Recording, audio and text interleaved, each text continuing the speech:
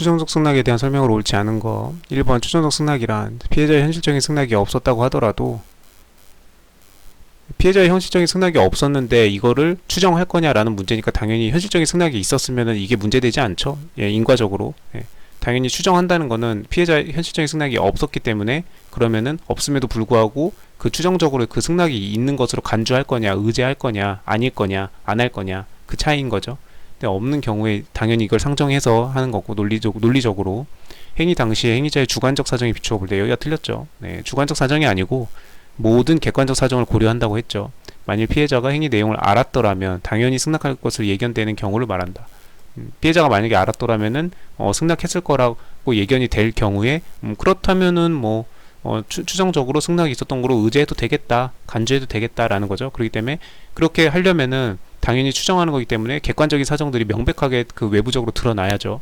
그렇기 때문에 무슨 행위자의 주관적 사정에 비춰볼 때 그러니까 객관적 사정을 고려한다는 거를 객관적으로 주관적으로 이렇게 유치하게 바꾼 거였죠. 근데 이런 거는 눈에 안 띄면은 안 보입니다. 이런 게 어려워요, 은근히.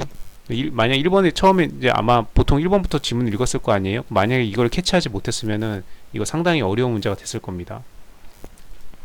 그래서 여기가 틀렸고, 그 다음에 이런 것들이 그 뭐 이게 뭐 되는데 안 된다고 하고 이렇게 단어 하나 바꾸는 게 뭐 유치한 게 아니죠. 객관식은 그렇게 낼 수밖에 없기도 하고, 예. 그렇게 낼 수밖에 없기도 하고, 이런 것들이 그 눈에 들어오지 않는다는 건 그만큼 그 내 이 마음속에 그 이게 자리 잡지 않았다는 거거든요. 그만큼. 그래서 이런 것들 훈련을 부지런히 해야 됩니다. 네, 객관식 시험을 보는 뭐 공무원 공채 이거 시험 보는 사람들은 물론이고 2차 준비하는 사람들도 이런 것들이 탄탄하게 이론적 기초가 되어야 내 머릿속에서 정말 마음에서 우러나와서 그거를 답안을 쓸 수 있는 그 내공이 돼야, 네, 2차 답안 쓰는데 편하게 쓸 수 있죠. 그냥 막 시험 막 암기해가지고 그냥 막 자기도 무슨 소리인지 모르면서 쓰는 그런 답안이 좋은 점수가 나올 리가 없죠. 채점자 눈엔 다 보입니다. 이런 기초적인 것들이. 네, 옳지 않은 거 1번 답 나왔고 나머지 다 옳은 거네요. 그러면은 타인 명의 문서를 작성함에 있어서 명의자의 명시적인 승낙이나 동의가 없다는 걸 알고 있으면서 명의자가 문서 작성 사실을 알았다면 승낙하실 것이라고 기대하거나 예측한 것만으로는 승낙이 추정된다고 단정할 수 없다. 저 기대하거나 예측한 것만으로는 승낙이 추정된다고는 단정할 수 없죠. 이것도 그냥 판례 내용이죠. 맞는 거고. 그러니까 그 명시적이나 묵시적으로 가능한데 그 승낙이라는 게 명시적, 묵시적 다 가능한데 다만 그냥 그 기대하거나 예측했다는 거는 그 지금 이 사람이 자기 마음대로 그냥 혼자서 지금 그냥 기대하거나 예측하는 거잖아요. 그것만으로 전부 다 인정을 해줄 수는 없겠죠. 뭐 그 사람이 그냥 이렇게 나는 그렇게 생각을 하니까 인정해 달라라고 하는 거잖아요. 지금 승낙을 추정해 달라라고 하는 거잖아요. 그러니까 이런 사정만 가지고 그 사람이 그렇게 생각을 하니까 다 인정을 해준다는 건 말이 안 되죠. 객관적 사정을 봐야죠. 네.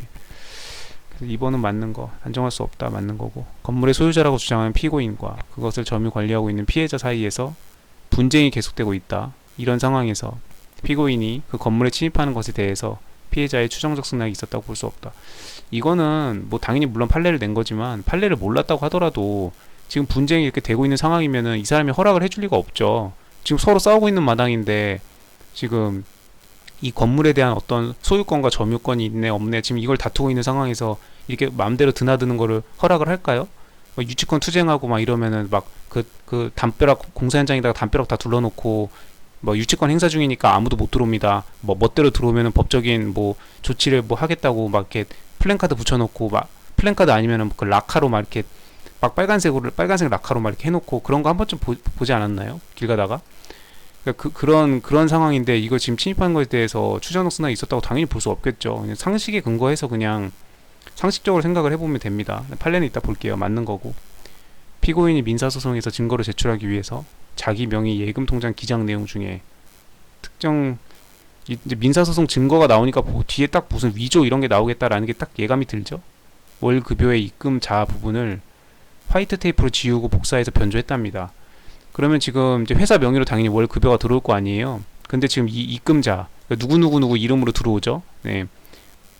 뭐 주식회사 뭐 어디 회사 이름으로 들어오면 회사 명의가 돼 있을 거고 근데 그 입금자 명을 바꾸고 이렇게 하면은 그럼 월 급여가 들어왔는데도 불구하고 안 들어온 것처럼 할 수가 있잖아요. 왜냐면 다른 사람 명의로 급여 이체가 다른 사람 명의로 되어 있으니까 얘가 지금 화이트 테이프로 지우고 복사해서 변조했으니까 그럼 다른 사람 이름으로 돼 있으면은 그럼 그 회사는 월 급여를 안 준 것처럼 만들 수가 있죠. 아마 그렇게 하려고 지금 했던 것 같아요. 무슨 사연인지 모르겠으나. 근데 뭐 바본가? 아니 회사에서 입금한 계좌이체 내역이 다 있는데 이런 걸 위조한다고 한들 양쪽 그 통장과 그 은행 기록을 다 대조해 보면 다 나오는 건데 이런 범죄를 왜 하는 건지 모르겠어요. 이게 뭐 도대체 당최 이해를 할 수가 없는 범죄 자체가 이해가 안 되는. 네. 위조할 걸 위조해야지 이런 거 변조해봐야 아무 의미가 없죠. 통장 사본을 법원에 증거를 제출한 경우 통장의 명의장이 은행장의 승낙이 추정된다고 볼 수 없다.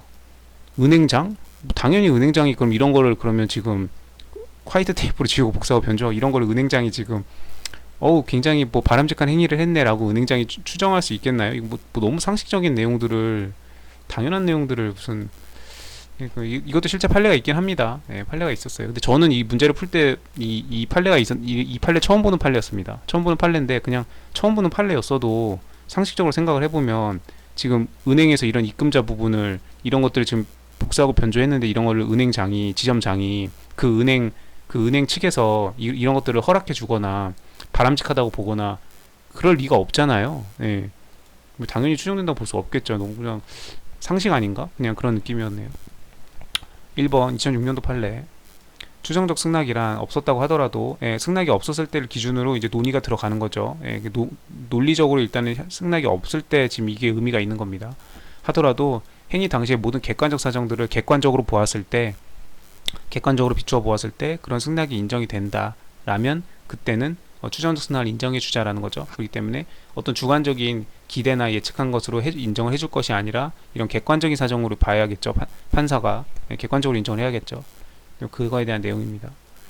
하지만 요거를 살짝 요걸 주관적으로 바꾼 게 눈에 안 들어오면 상당히 어려운 지문이 되었을 거다. 더군다나 이런 판례들은 형법을 뭐 나름 공부를 한 저도 이게 이런 판례들은 처음 보는 판례였기 때문에 이게 상식적으로 봤을 때는 이게 무슨 판례가 있는 모양인데 일단 내가 아는 판례는 아니고 그냥 읽어봤을 때 이거는 맞는 내용인데 뭐 이렇게 이제 나름대로 할 수는 있겠으나 이게 확실치가 않다면 1번이 답이라는 거 확실치가 않으면 이제 고민이 들어가겠죠. 있다는 거. 2번 사문서 위 변조는 상대방의 의사에 반해서 이렇게 위 변조를 하는 거를 그 문서의 진짜 주인이 그 허락을 해줄 리가 없잖아요. 그렇기 때문에 그 명의자의 그런 의사에 반해서 이런 짓거리를 하면 이게 범죄가 되는 건데 명의자의 명시적이나 묵시적인 승낙이 있었다면 당연히 사문서 위변조에 해당하지 않고 죄를 질 리가 없죠. 승낙이 있었으니까. 그리고 이런 승낙은 명시적 묵시적으로 승낙이 있지 않더라도 승낙했을 것이라고 당연히 승낙했을 것이라고 추정이 되면 이때도 죄는 성립하지 않는다. 자 그런데 만약에 동의가 없다는 걸 알고 있으면서도 이것도 좀 굵은 글씨를 해놔야겠네요. 동의가 없다는 것을 알고 있었어요. 그러면 고치면 안 되죠. 멋대로 고치면 안 돼요. 상대방이 그걸 그 문서의 주인이 그걸 원하지 않을 거니까. 그럼에도 불구하고 어떤 자기의 그 이기적인 이익을 위해서 그 기대하거나 그냥 자기 혼자 기대하고 예측한 거죠. 이것만으로 그런 걸 당연히 추정이 된다고 인정해 줄 수가 없죠. 이런 너무 당연한 내용들은 좀 당황스러워요. 좀 그냥. 3번 1989년도 판례. 그다면 이렇게 할지라도 아무 성립의 장애가 되지 않는다. 지금 이렇게 분쟁이 계속되고 있는 상황이면 당연히 승낙이 있었다거나 위배되지 않는다고 볼 수 없다는 거죠. 그래서 지금 볼 수 없다는 거는 이 두 가지에 다 걸리는 겁니다. 그래서 피해자의 추정적 승낙이 있었다고 볼 수 없기 때문에 승낙이 없다고 보는 것이고 그렇기 때문에 거기에 멋대로 들어가면은 그런 들어가는 행위들은 사회상규에 위배되지 않는다고 볼 수 없으니까 역시나 사회상규에 위배된다는 뜻이죠. 멋대로 들어가면. 그렇기 때문에 주거침입도 그러면 성립이 된다. 지금 니네 분쟁 중이잖아. 그러면은 함부로 들어가면 안 되지 라는 겁니다. 그래서 주거침입죄가 성립하는데 아무런 장애가 되지 않는다라는 거죠. 추정적 승낙이 인정이 됐다면은 주거침입죄가 될 리가 없죠.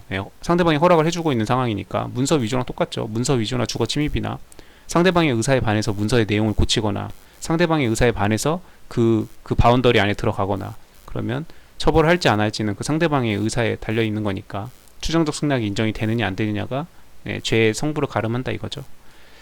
그다음 4번 이거는 저도 처음 보는 판례인데 2011년도 판례였고 판례를 전부 다 알 수는 없습니다. 이제 내가 아는 법 지식으로 이제 근거해가지고 이제 풀어 나가는 거죠. 새로운 증명이 작출됐고 공공의 신용을 해야 할